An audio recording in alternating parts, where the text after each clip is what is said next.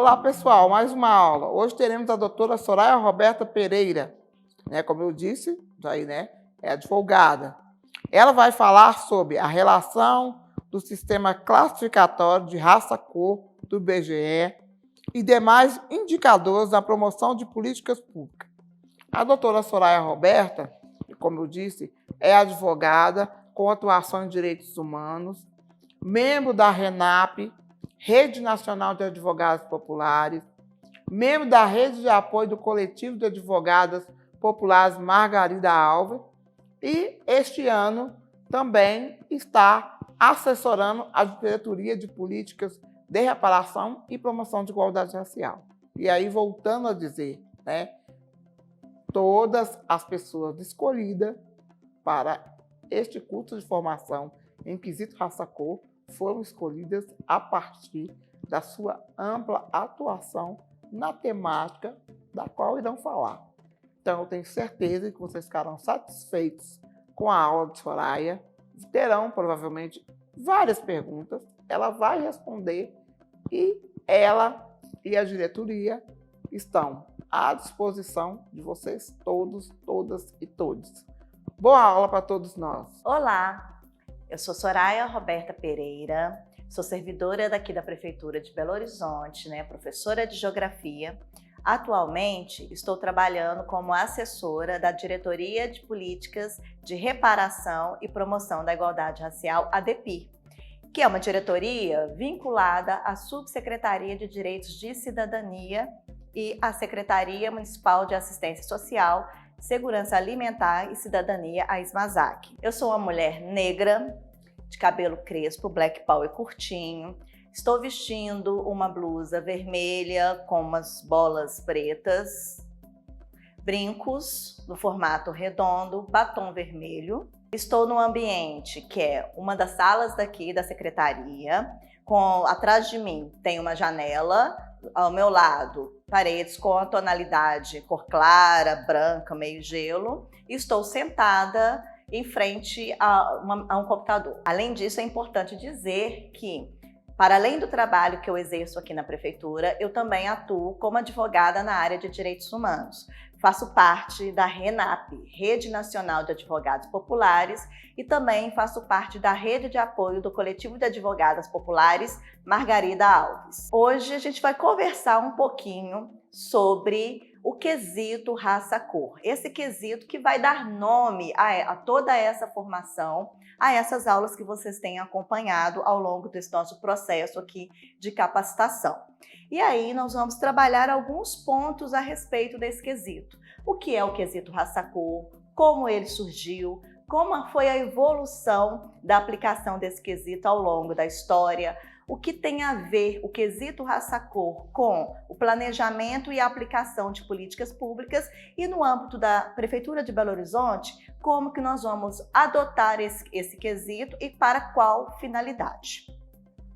Vem com a gente que nós vamos fazer um passeio histórico sobre a evolução desse quesito e é importante a gente entender também que à medida que esse quesito ele foi se aprimorando, ele vai tendo um retorno, uma associação com a evolução histórica, política e social da sociedade brasileira. Então vamos lá. O que é o quesito raça-cor?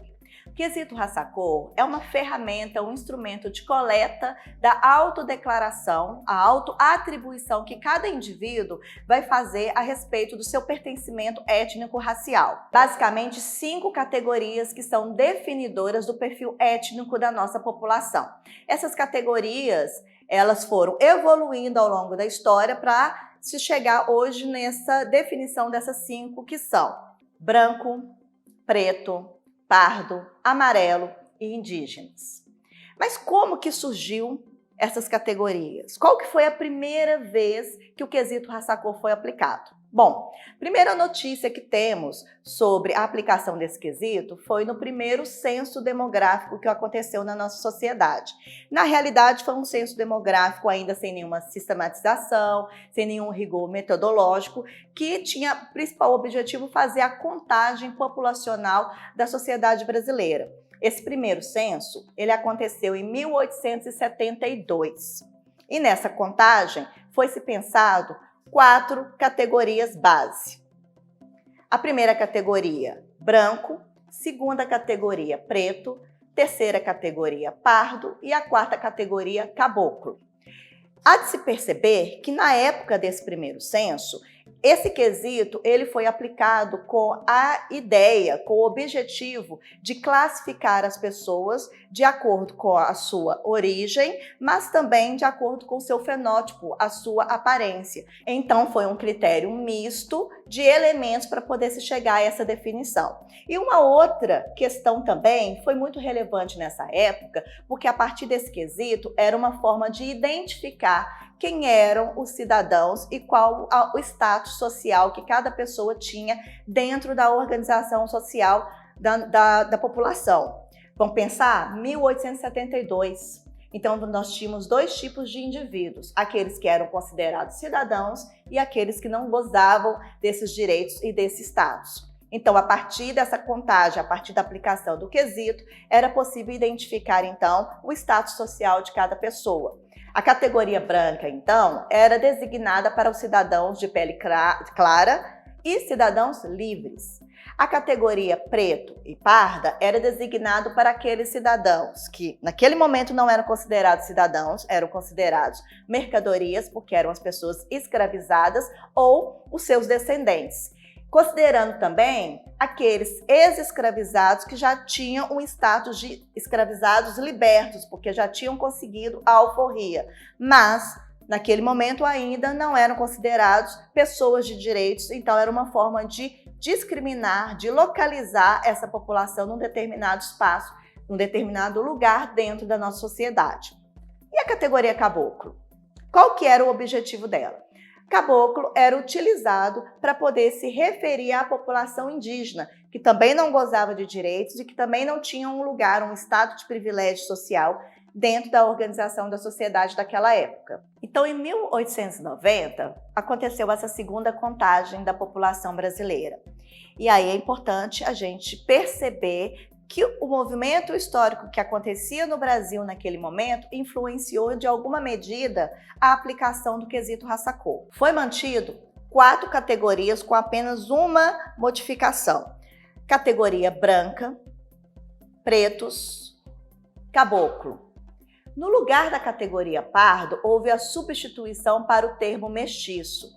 Mas o termo mestiço só poderia ser utilizado exclusivamente para aquelas pessoas miscigenadas que tinham algum grau de parentesco ou ascendência com a população preta, ou seja, as pessoas frutos dos relacionamentos interraciais.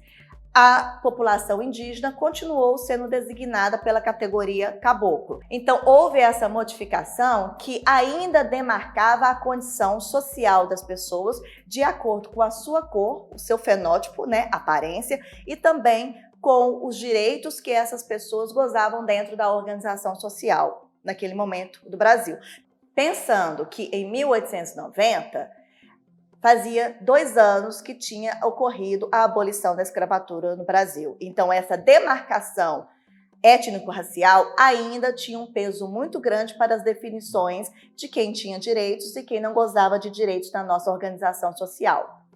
As 2 contagens da população que seguiram posteriormente, em 1900 e 1920, ocorreu o censo, ocorreu a contagem, mas veja só, não foi aplicado o quesito raça-cor.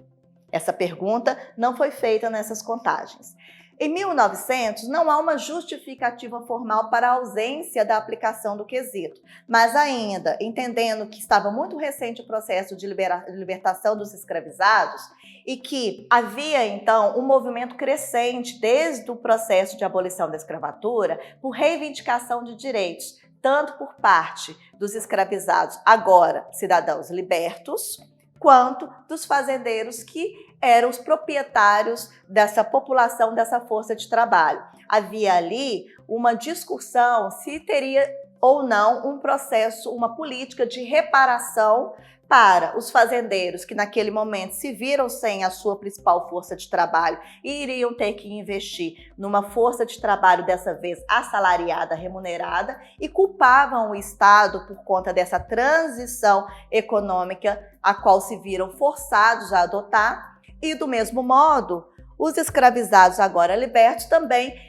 questionavam a questão de uma reparação, tendo em vista que a Lei Áurea, uma lei que só tem 2 artigos, falava que essas pessoas estariam livres, mas não pensou em momento algum no processo de reinserção dessas pessoas na sociedade e de garantias econômicas, pecuniárias, para que elas conseguissem sobreviver nessa nova realidade que tinha se apontado para elas. Então, de alguma medida, a gente pode pensar que aí sim, tem uma justificativa implícita. Não era interessante contabilizar quem era a população branca, quem era a população de cor, ou seja, pretos e pardos, que estariam ali de alguma forma remetendo à sua condição anterior ou de ancestralidade dos seus familiares.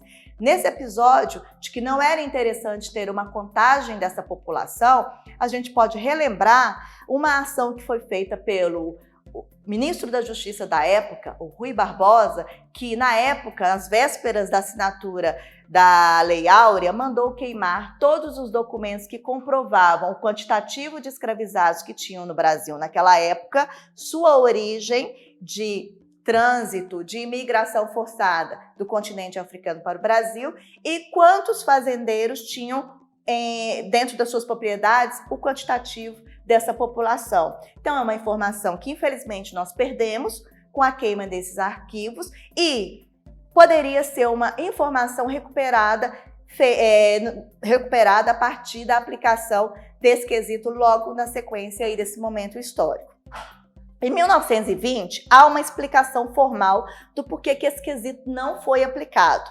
E aí eu vou ler para vocês um dos autores que pesquisou essa informação e que dá um indício de que havia uma desconfiança da metodologia de aplicação dessa pergunta e da veracidade dessas informações. De acordo com as informações presentes nos estudos de Pisa e Rosenberg, a justificativa para a não aplicação do quesito raça-cor em 1920 se deu, abre aspas, as respostas ocultam em grande parte a verdade, especialmente de ordinário refratários à cor original a que a pessoa pertence, sendo que os próprios indivíduos nem sempre podem declarar a sua ascendência. Além do mais, a tonalidade da cor deixa a desejar como critério discriminativo, por seu elemento muitas vezes incerto. Ou seja, com essa justificativa, traz-se uma desconfiança de que as pessoas respondiam ao quesito raça-cor de alguma forma negando a sua ascendência ou tentando camuflar a sua aparência. E para aquele entrevistador que estava aplicando esse quesito, restava então aquela dúvida se aquela pessoa estava se auto-identificando dentro daquela categoria que realmente, na verdade, seria a definidora do seu pertencimento étnico-racial. Outros elementos também podem ser considerados como fatores que impediram, que foram um obstáculo para a aplicação do quesito raça-cor nesses dois recenseamentos aí, de 1900 e 1920, que é o processo de abertura da sociedade brasileira, das políticas de governo que incentivavam a imigração, sobretudo europeia e asiática, para virem para o Brasil como mão de obra trabalhadora que iria substituir nas fazendas e nas indústrias que começaram a surgir a mão de obra escravizada que era utilizada nas fazendas até aquele momento. Então, não era interessante naquele momento fazer uma contagem populacional, porque havia-se ali uma esperança, uma perspectiva de que um grande contingente dessa população imigrante começasse a chegar aqui na sociedade brasileira. A contagem da população brasileira voltou a ser realizada com a aplicação do quesito raça-cor somente em 1940.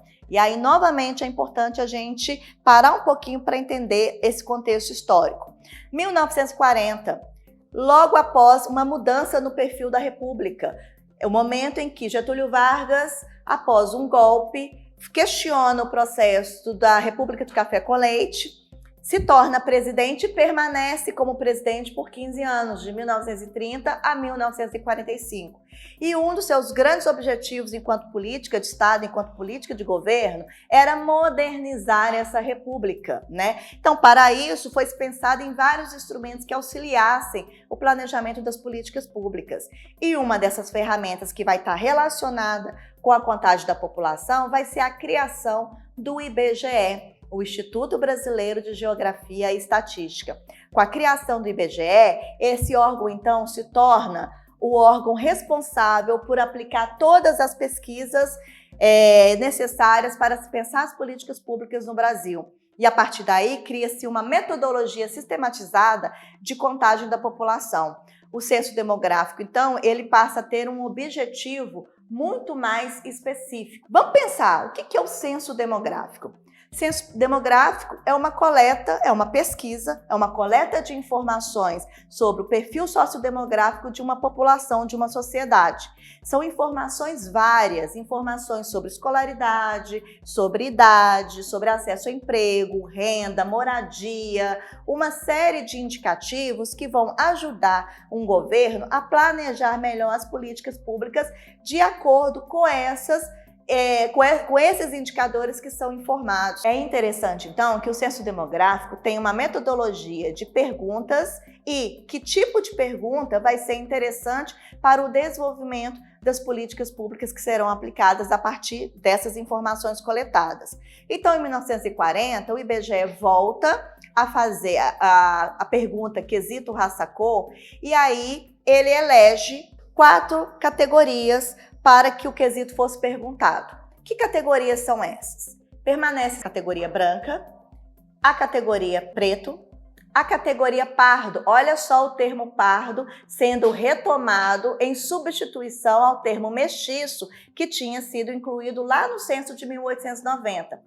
E surge aí uma categoria nova, amarelos. Que categoria é essa? Os amarelos é a classificação para indicar a população japonesa, ou seja, oriental, que chegou ao Brasil enquanto imigrantes, nessa leva que nós falamos um pouquinho aí atrás, de incentivos do governo para que uma população europeia ou asiática viesse para o Brasil substituir a mão de obra que era utilizada, a mão de obra escravizada. Então, já havia um grande contingente de japoneses aqui no Brasil e era importante, então, identificar essa população no censo. Para isso, então, cria-se a categoria amarela, que nós vamos ver um pouco mais depois, logo à frente, que hoje ela é utilizada para identificar outras etnias asiáticas que estão aqui no Brasil desde então. É importante aqui a gente parar um pouquinho para pensar o que foi feito, qual a evolução, qual a modificação que foi feita com o termo pardo. Vocês não perceberam nenhuma mudança aí, não? Nenhuma categoria desapareceu? Nós tínhamos a categoria caboclo, que era utilizado nos outros recenseamentos para designar a população indígena. Em 1940, o IBGE faz, então, o processo de fundir a categoria caboclo dentro do termo pardo.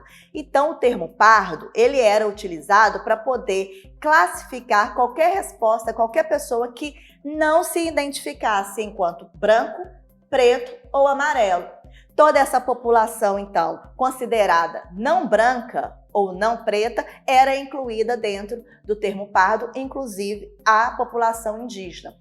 Um processo que foi muito complicado porque gerou o apagamento da contagem da população indígena até início dos anos 80. Uma questão que é importante a gente perceber nisso aí, que nós vamos conversar um pouquinho depois, é que tem um propósito em relação a essas modificações com essa categoria.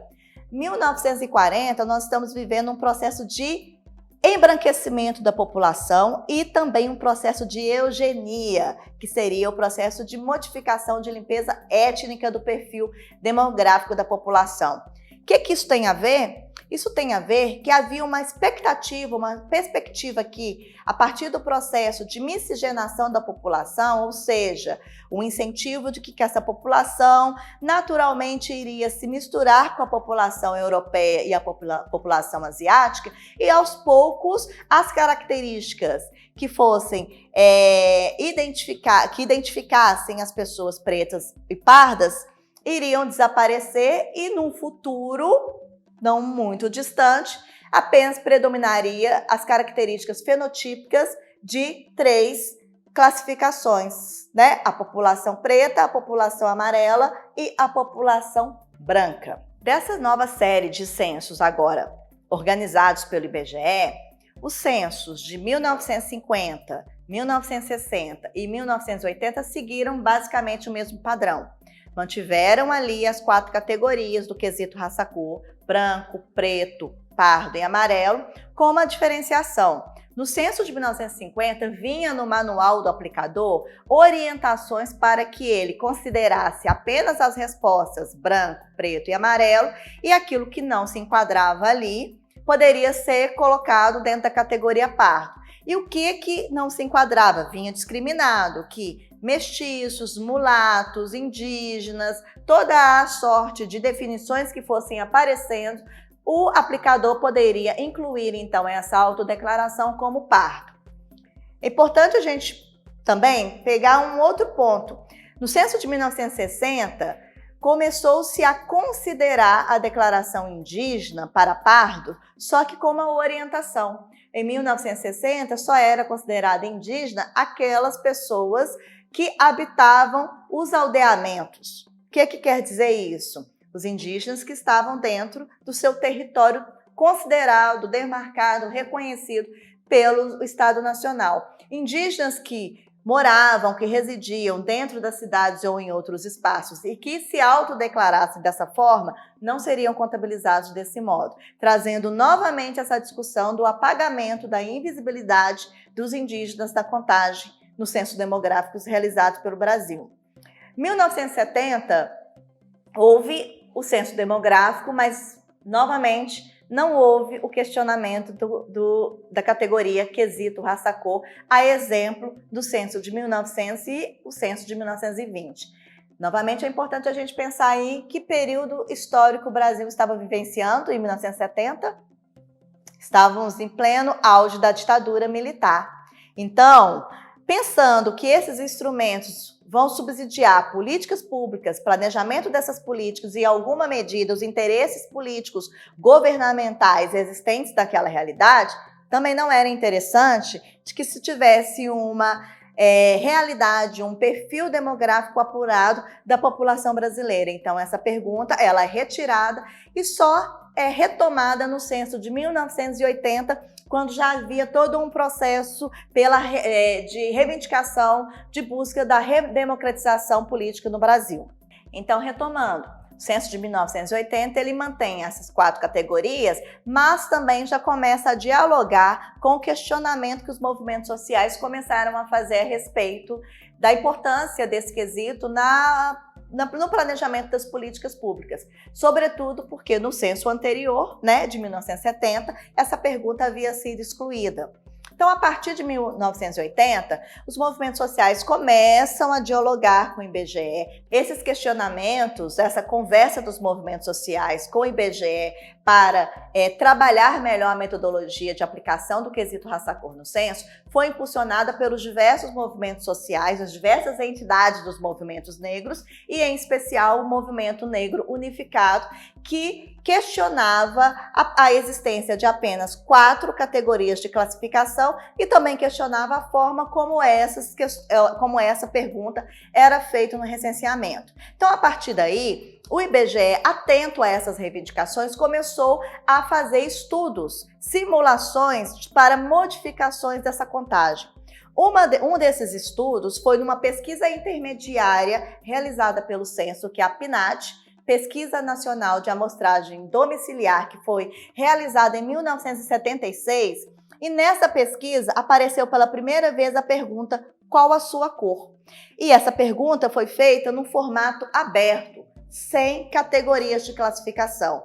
A pessoa que era entrevistada poderia dizer qualquer coisa, qualquer informação, qualquer termo que ela achasse que identificasse o seu pertencimento étnico-racial. E aí que veio a grande surpresa. Essa pesquisa de 1976, ela identificou 135 terminologias diferentes para a identificação étnico-racial da população.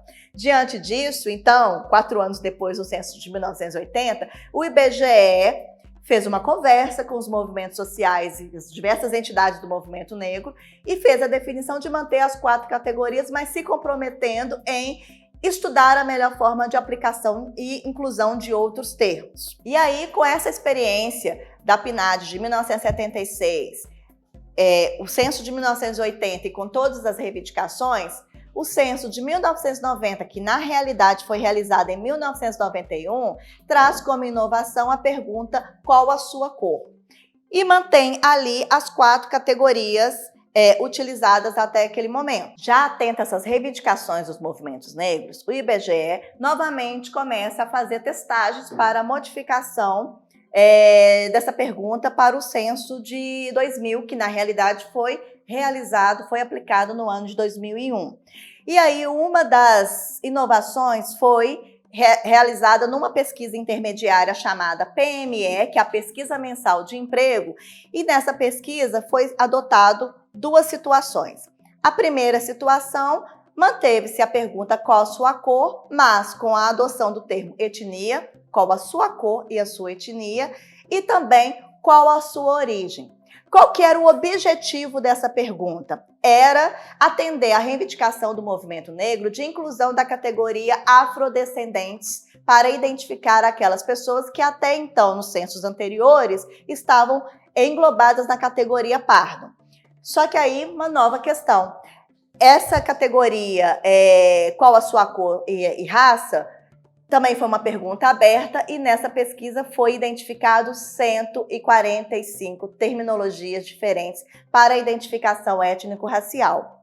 E para a pergunta qual a sua origem, na qual o IBGE pensava que as pessoas iriam fazer uma relação à sua ascendência étnica, as pessoas entenderam essa pergunta como sua origem de nacionalidade ou origem regional. Então, muitas pessoas diziam que era brasileiro ou era italiano, no caso da população imigrante, descendente de imigrantes que moravam no Brasil, ou que eram de uma determinada região do país. Eu sou carioca, eu sou paulista, eu sou da Amazônia. Nunca referia-se à ascendência étnico-racial. Então, uma importante evolução na aplicação dessa categoria quesito raça-cor de 1980 até os censos atuais, vai ser a retomada da categoria indígena, que vai voltar a figurar nos censos mais recentes. Essa categoria ela vai ser incluída no censo de 2000 e no censo de 2010. Em 2010, então, nós vamos ter a consolidação das 5 categorias: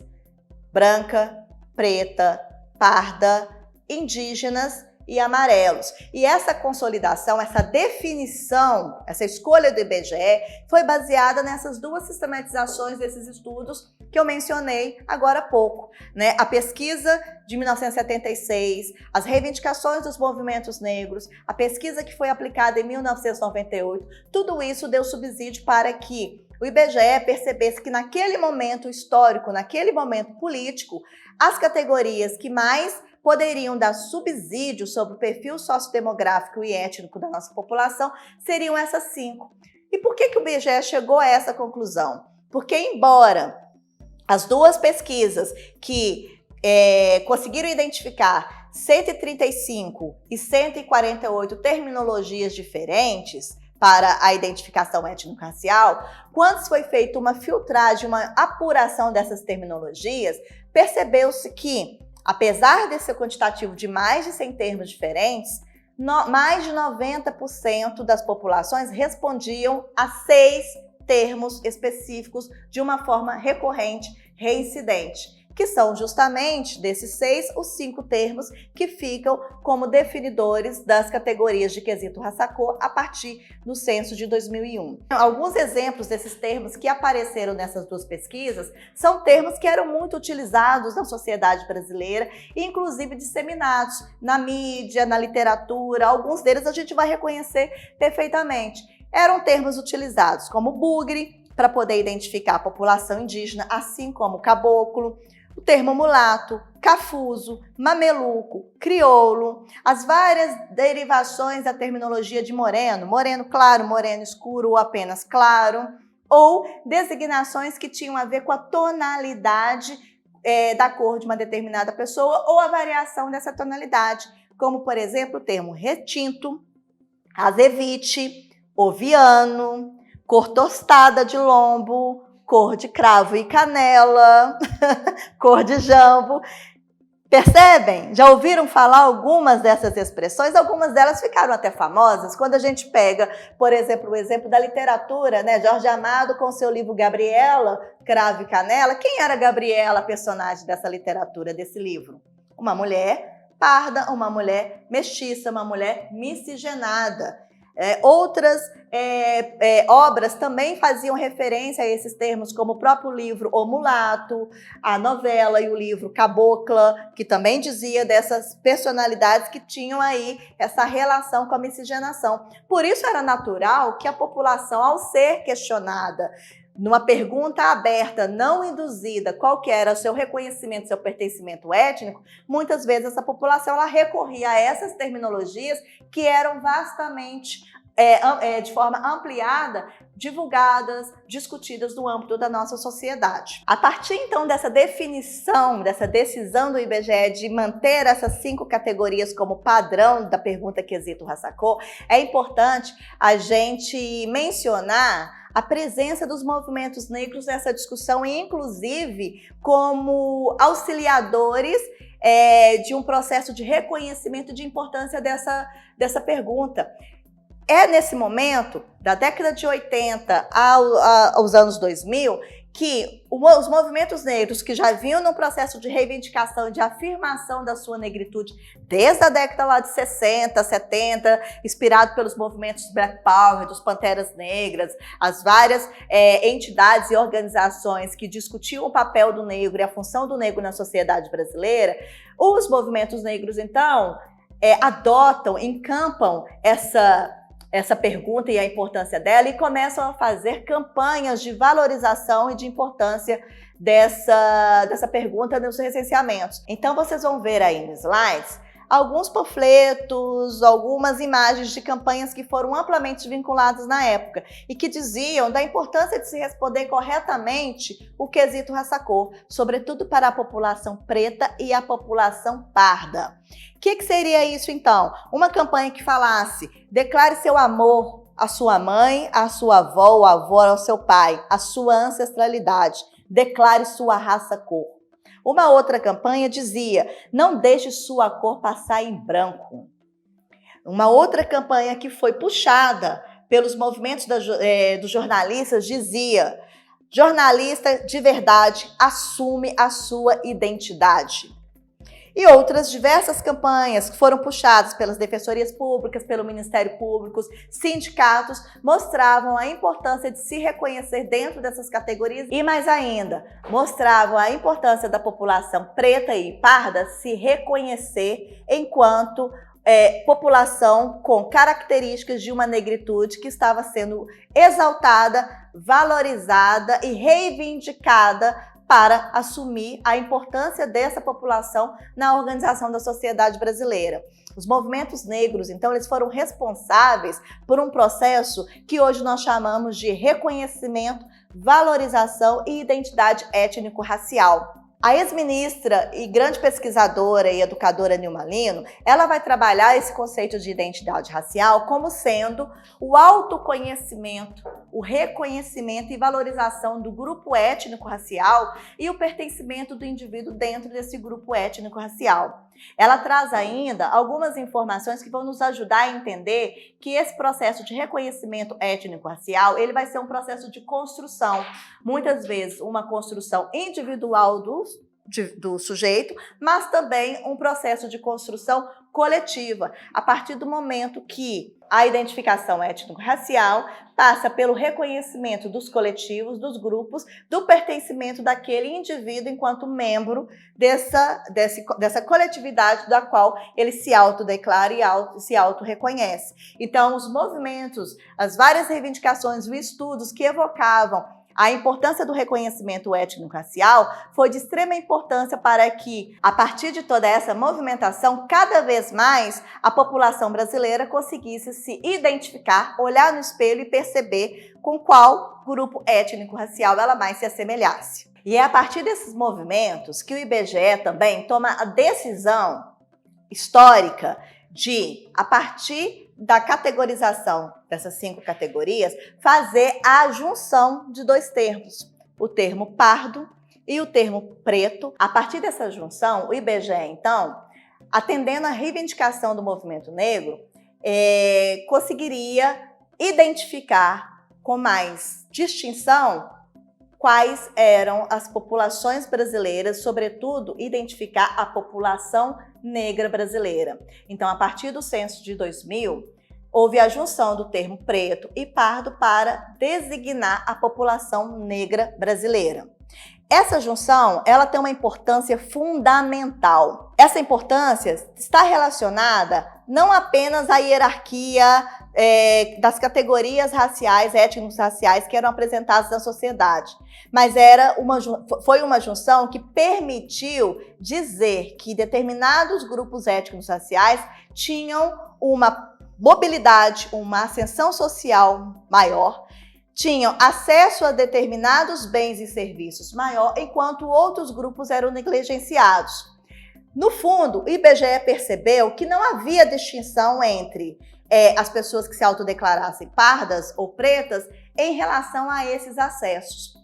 Havia uma variação muito pequena a acesso a bens e serviços, a acesso à renda e emprego, acesso à educação, escolaridade e outros quesitos. Diferente do que a maioria das pessoas imaginavam. A grande distinção, a grande distância ocorreu entre população que auto-declarava branca e os demais. Ali sim tinha uma escala, tinha uma distância de acessibilidade muito grande. Então o IBGE percebeu que mesmo que as pessoas se declarassem pretas ou pardas, a sua condição social e os enfrentamentos que essas pessoas estavam vivenciando na sociedade eram muito próximos do ponto de vista de estatísticas. E essa informação, essa junção, vai ser o grande salto, a grande conquista que vai subsidiar diversas políticas de ações afirmativas que foram pensadas e implementadas no governo brasileiro a partir dessas comprovações de dados. Ainda analisando essa virada política que a categoria quesito raça-cor começa a ter a partir da década de 80 e mais precisamente com os censos de 90, 2001 e o censo de 2010, a gente vai avaliar algumas conquistas que estão intrinsecamente relacionadas a essa virada. Além do questionamento do mito da democracia racial e do processo de embranquecimento e eugenia, uma outra conquista foi a comprovação da hierarquia social a partir dos elementos de raça e cor da população. Uma outra conquista foi o processo de valorização e reconhecimento da identidade racial, tanto da população negra quanto da população indígena do nosso país. Como eu já disse anteriormente, outras conquistas também foram o planejamento e a fundamentação estatística, conceitual e jurídica para a promoção da igualdade racial nas políticas públicas que foram implementadas a partir daí. O planejamento dessas políticas públicas passou, então, a considerar os elementos, os indicadores que apareciam no censo demográfico e sempre pensando no recorte étnico-racial para atender de modo mais fiel às demandas que eram elencadas pela população. Em relação ao questionamento do mito da democracia racial e do processo de eugenia e embranquecimento, os dados que foram sendo apresentados a partir do quesito raça-cor foram importantes porque alguns estudiosos, eles começaram a perceber um movimento, uma modificação das respostas dadas ao quesito raça-cor do censo de 1940 até o censo de 2010. Essa modificação, essa evolução, começa a dar conta de um crescimento da população parda até aproximadamente a década de 80 e depois de uma virada com o crescimento com o recrudescimento dessa população e um crescimento dos indicativos da população preta. O que seria isso? Lembra que nós falamos lá atrás que na década de 1940 tinha uma política de governo de incentivo à imigração, de incentivo à miscigenação? Então, nada mais natural de que os censos que logo se seguiram àquela época mostrassem, então, esse processo de embranquecimento da população, que era uma política de governo a partir das práticas eugênicas. Então, um dos estudiosos, o Telles, ele verifica que o empardecimento da população brasileira, ele começa em 1940 com um indicativo de 21% e chegando no censo de 1991 com um indicativo já de 43% dessa população. Só que já no censo dos anos 2000, o Telles ele começa a perceber um resultado inverso. Esse índice de empardecimento, de embranquecimento da população, ele começa a decair e começa a ter também um aumento ainda pouco significativo, mas muito importante, nas pessoas que se classificavam como pretas no quesito raça-cor. Essa evolução, então, do empardecimento dessa população, somando, então, a categoria que respondia parda e respondia preta, a gente vai ter a seguinte evolução para vocês entenderem um pouco como que isso se dá em aspectos quantitativos, estatísticos, na realidade do censo demográfico. No censo de 1960, a população que respondia os quesitos preto e pardo chegou a 38%. No censo de 1980, chegou a 44%. Nas pesquisas intermediárias, a PNAD, Pesquisa Nacional de Amostra por Domicílios, que ocorreu em 2002, esse percentual já aumentou para 46% em 2002 e em 2007 para 49,8% da população brasileira. Já no censo de 2010, em que esse processo de campanhas, de reivindicação da valorização do perfil étnico já estava difundido aí pela mídia na sociedade, o censo apurou que a população negra já chegaria a 52% em 2010. Na pesquisa intermediária do PNAD, em 2015, essa população chegou a 54,5%. E mais recentemente, na PNAD, que foi aplicada em 2019, antes da pandemia, a população negra chegou a exatos 56%. Esse dado de 2019, 56%, é importante porque ele coincide com o total da população preta e parda que se autodeclarava enquanto preta e pardas no primeiro censo que foi realizado no Brasil em 1872. Olha, a gente retomando aí uma consciência étnico-racial que durante muitos anos foi negada por conta de um processo de embranquecimento e também de um processo de marginalização, de pejorativização dessa população que tem uma ancestralidade relacionada com as pessoas que eram escravizadas. Por que é importante dizer isso? Porque nesse primeiro censo, lembra que nós falamos que o quesito raça-cor era um instrumento para identificar quem era cidadão livre e quem era cidadão escravizado ou alforriado liberto? Então, naquele momento, pela condição social e pela cor, o status daquela pessoa, ele era bem demarcado na nossa sociedade. A partir do momento em que se tem uma tentativa de inserção da população negra na sociedade, há também uma tentativa de apagamento da importância dessa população dentro da nossa sociedade e que só vai sendo retomada gradativamente com o processo de valorização, de orgulho e de consciência racial, sobretudo a partir dos anos 80. E o que tem a ver esse processo de consciência racial com o aumento das estatísticas da população negra dos censos demográficos? O quesito raça-cor, ele foi implementado por uma questão de racialização de pessoas, de hierarquia de pessoas. O elemento cor não foi inventado no Brasil. Pelo contrário, esse elemento cor como indicativo de hierarquização e classificação das pessoas surgiu na Alemanha a partir de alguns estudos realizados pelo alemão fisiologista Blumenbach, em 1752, em que ele criou algumas categorias de cor para definir a classificação de pessoas a partir não só da aparência, mas também da origem, nacionalidade das pessoas.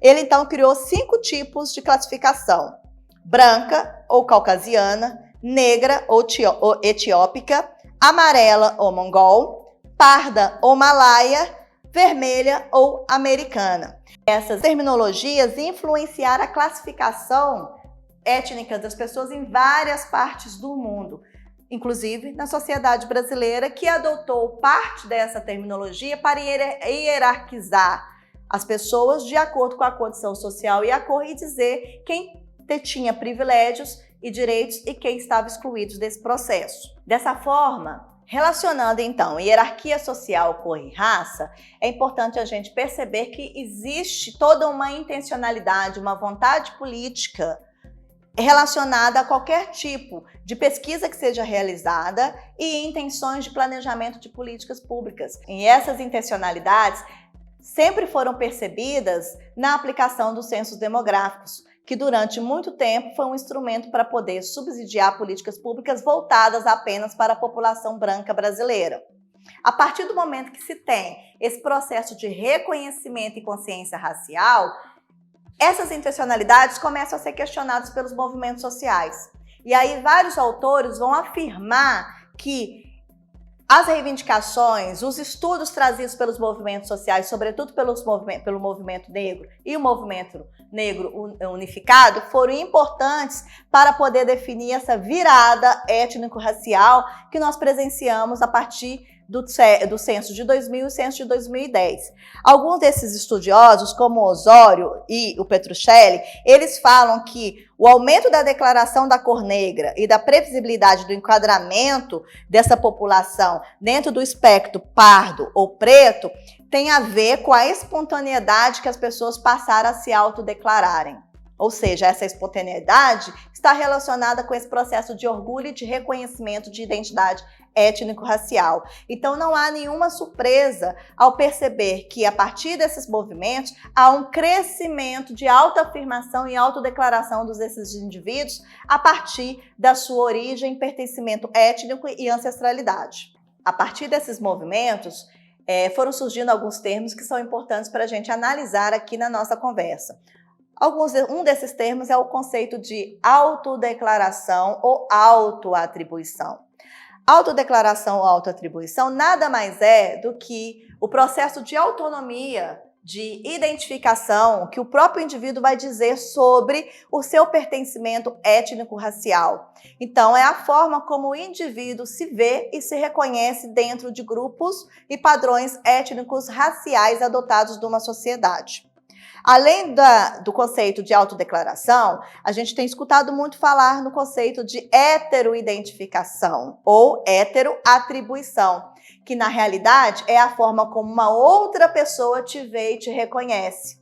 É a forma de leitura social que as pessoas ou grupos sociais têm em relação a determinados indivíduos.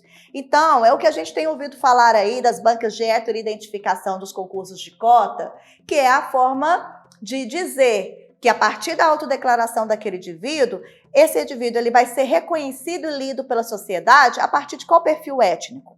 Então, é a partir desse procedimento da heteroidentificação ou heteroatribuição que essa dúvida ou esse questionamento pode ser sanado.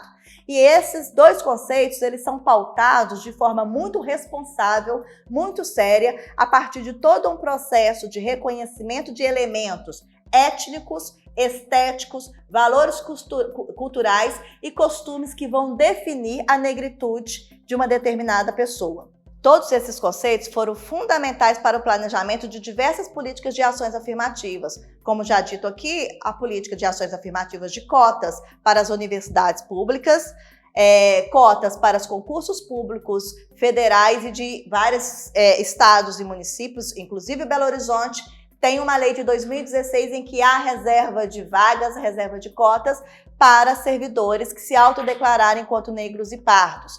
Esses conceitos, a partir do momento que são bem compreendidos pela população, ajudam a pensar melhorias, políticas públicas e ações que visem a promoção da igualdade racial e a melhoria de vida para muitos dos nossos cidadãos. Um outro exemplo da importância do quesito raça-cor para a formulação das políticas públicas vai ser a criação de uma normatização que virou referência para a aplicação do quesito raça-cor em vários lugares, que é a Portaria 344 de 1º de fevereiro de 2017 do Ministério da Saúde. Por que essa portaria é um marco, é uma referência?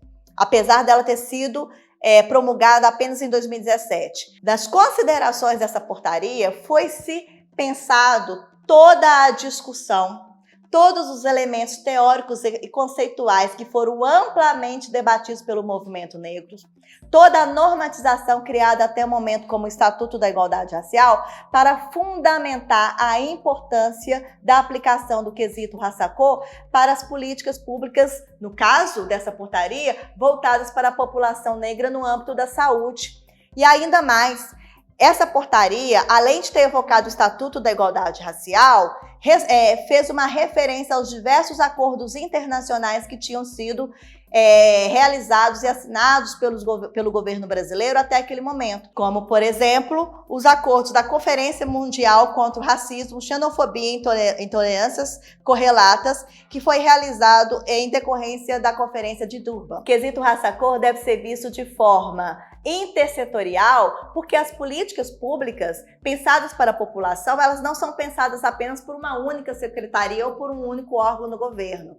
E essas questões estão ali, dispostas nessa portaria e dando um caminho que nós, como servidores, possamos aplicar da melhor forma possível o quesito raça-cor em todas as nossas ações. O que isso tem a ver com a gente? O que isso tem a ver com o nosso curso? Bom, aqui em Belo Horizonte, nós temos o Plano Municipal de Promoção da Igualdade Racial. Esse plano foi pactuado em 2019 com diversas secretarias aqui da Prefeitura e no âmbito desse plano, que tem 8 eixos, tem um eixo específico que é o eixo 2, Gestão da Informação, em que vai ter várias metas e ações de aplicação do quesito raça-cor em todos os formulários de cadastramento de oferta de serviços públicos que a população belo-horizontina vai ter direito ao tentar acessar os serviços ofertados pela Prefeitura. Por isso a importância da gente conhecer a história desse quesito e saber a melhor forma de aplicá-lo. E aí, para saber como aplicar o quesito raça-cor aqui no âmbito da Prefeitura, a gente vai indicar, vai ficar aí disponível para que você faça um estudo, uma leitura depois, a orientação técnica para o registro de dados referentes à raça-cor e etnias no cadastro de cidadãos e cidadãs no Sistema de Informação de Gestão de Políticas Sociais, o SIG-PS.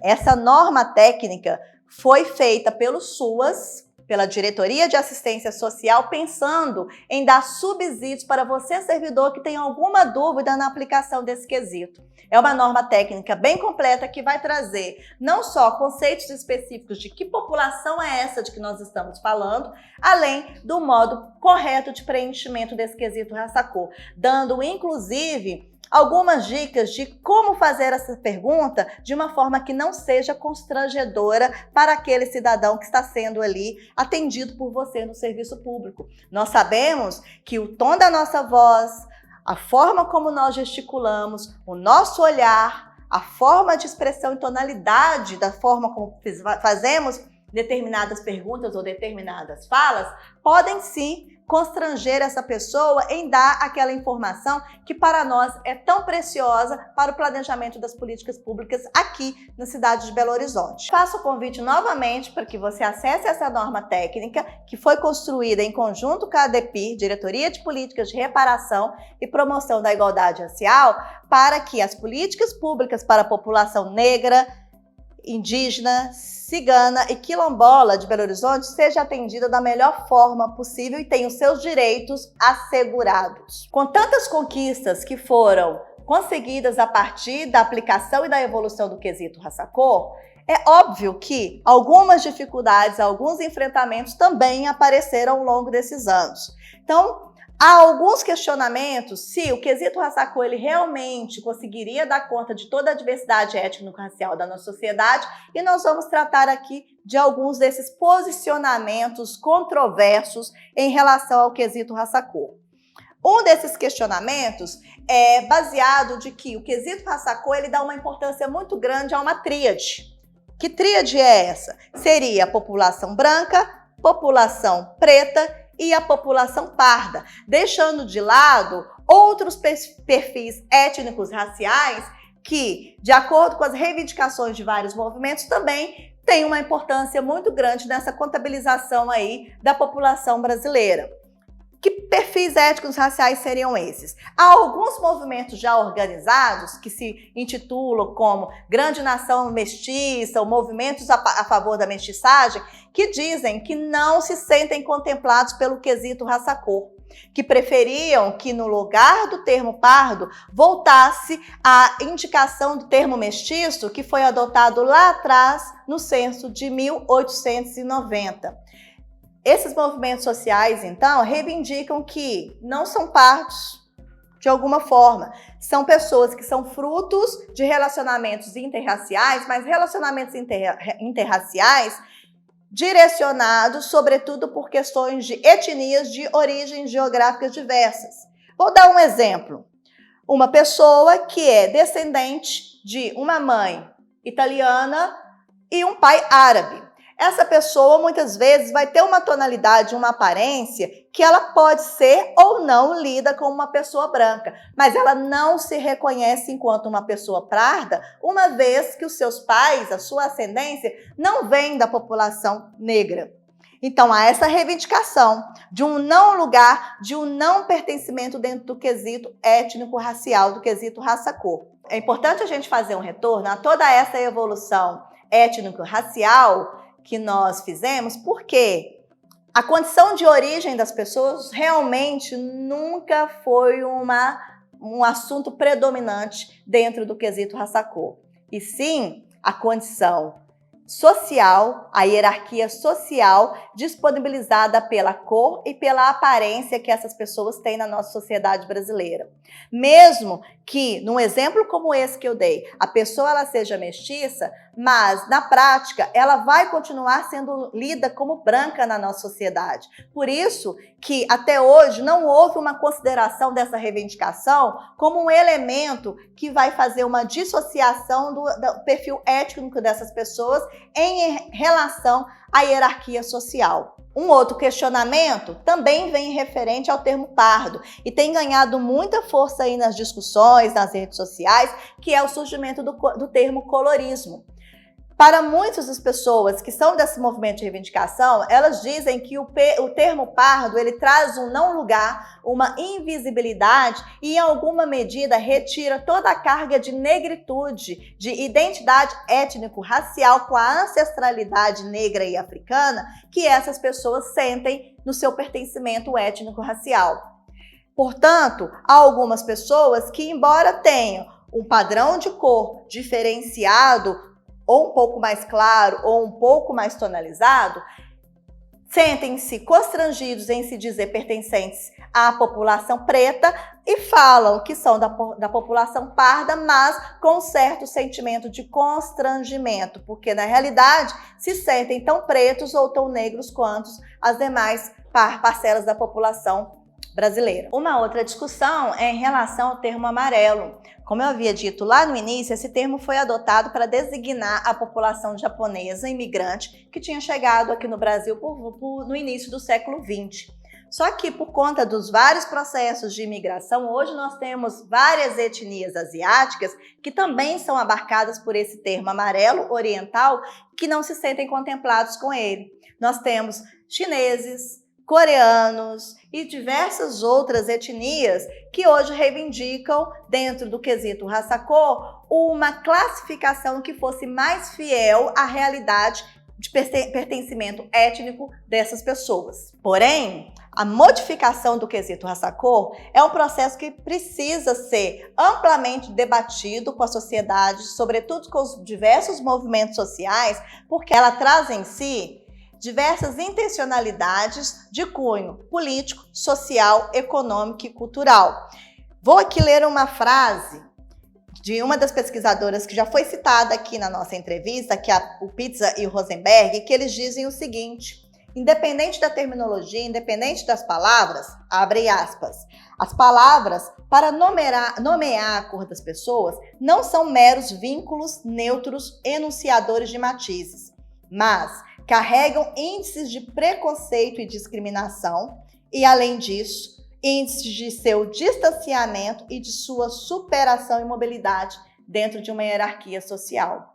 Então, A grande questão de reivindicação, de inclusão de novas categorias do quesito raça-cor pode trazer aí intencionalidades políticas, questionamentos de políticas públicas que ao longo de alguns anos vêm sendo adotadas e vêm sendo exitosas, tentando de alguma forma desqualificar a importância dessas políticas públicas para a população que mais são atendidas por elas. Nós acabamos de ver agora, nessa frase que eu li para vocês de Pisa e Rosenberg, de como que os termos eles sempre carregam intencionalidades e muitas vezes carregam também expressões pejorativas e de discriminação.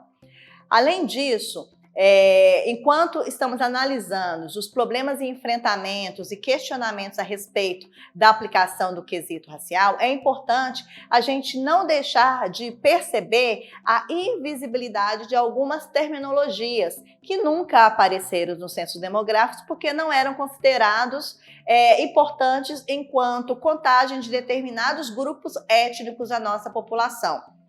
Que grupos são esses? Os censos, historicamente, nunca fizeram a pergunta do quesito raça-cor para os povos ciganos e outros povos de comunidades tradicionais, como os povos quilombolas. É importante, então, considerar que uma discussão, uma reivindicação de que esses quesitos sejam revistos é importante, mas também devemos não deixar de lado todo esse legado histórico de consolidação do quesito que foi sendo construído ao longo dos anos da nossa sociedade. Do que eu estou dizendo?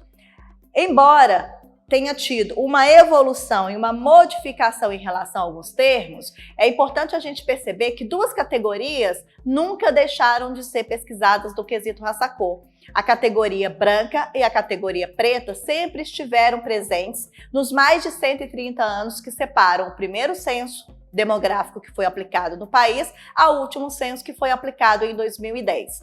Nesse sentido, então, essas categorias que tiveram aí ao longo dos anos algum tipo de exclusão, inserção ou modificação, de alguma maneira contribuíram para se pensar a importância do quesito raça-cor e nessa missão, nessa contribuição, nos fizeram de algum modo pensar a diversidade étnica racial no Brasil, que sim, talvez ela seja muito mais abrangente do que 5 categorias, mas sempre percebendo que essa discussão ela tem um fundo de garantias de direitos, de disputa de poder, de legitimação e de reconhecimento. E para finalizar, é importante a gente pensar também em relação a essas dificuldades, a esses questionamentos com o quesito raça-cor, é pensar que isso não é uma invenção da sociedade brasileira. Censo demográfico é aplicado em várias partes do mundo.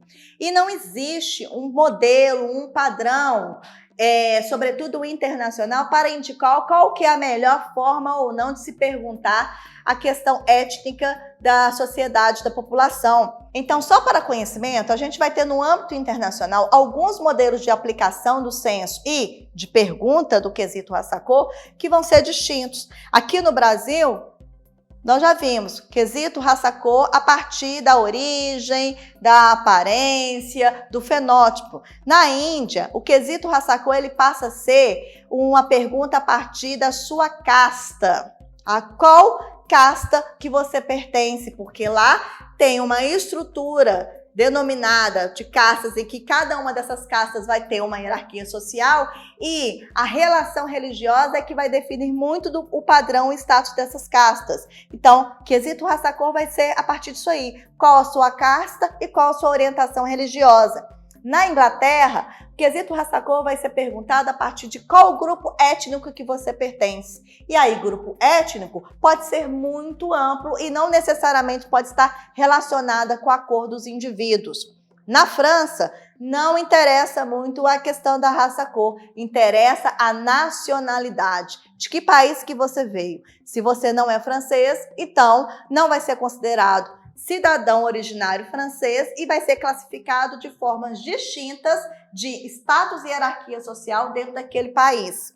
E por último, um outro exemplo de uma outra classificação muito importante que é feito no censo realizado lá nas Ilhas Maurício, em que o quesito raça-cor, o quesito do perfil étnico, vai ser dado a partir das perguntas relacionadas ao grupo linguístico em que aquela pessoa pertence, tendo em vista a diversidade linguística existente na população dessa ilha. Então, chegamos ao final aqui da nossa conversa e eu espero ter contribuído um pouco para que você conheça o quesito Raça Cor, a sua evolução e a importância desse quesito para o planejamento das políticas públicas. Você, servidor e servidora, tem um papel fundamental para que as políticas públicas elas sejam efetivamente realizadas da melhor forma possível. E mais ainda, a partir do momento que temos a consciência da importância dessa pergunta, da aplicação correta do quesito Raça Cor, nós, enquanto servidores,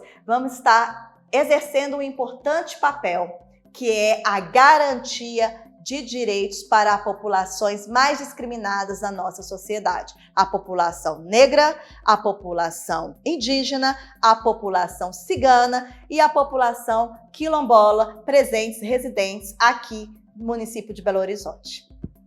Até mais! Seu moço quer saber,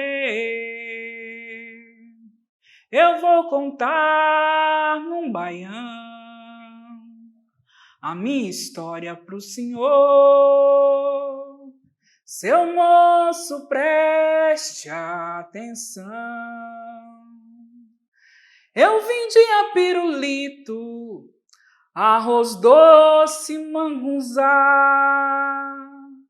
Enquanto eu vendia doce, a meninada estudar. Minha mãe, tão pobrezinha, não podia me educar. E quando era de noitinha, a meninada ia brincar. Ai, meu Deus, como te inveja de ver Joãozinho contar. O professor raiou comigo, porque eu não quis estudar. Hoje todos são doutor, e eu continuo um Zé Ninguém. Pois quem nasce pra pataca não pode ser vintém. Vê meus amigos doutor, basta pra eu me sentir bem. Mas todos eles quando ouvem um baiãozinho que eu fiz, ficam tudo satisfeito. Batem palma e pedem bis. E disse João, foi meu colega, como me sinto feliz. Mas o negócio não é bem eu. É Mané, Pedro, Romão, que também foram meus colegas. E hoje vive na periferia, no sertão, no gueto, nas ruas. Não puderam estudar e nem sabe fazer baião. Não puderam estudar e nem sabe fazer baião.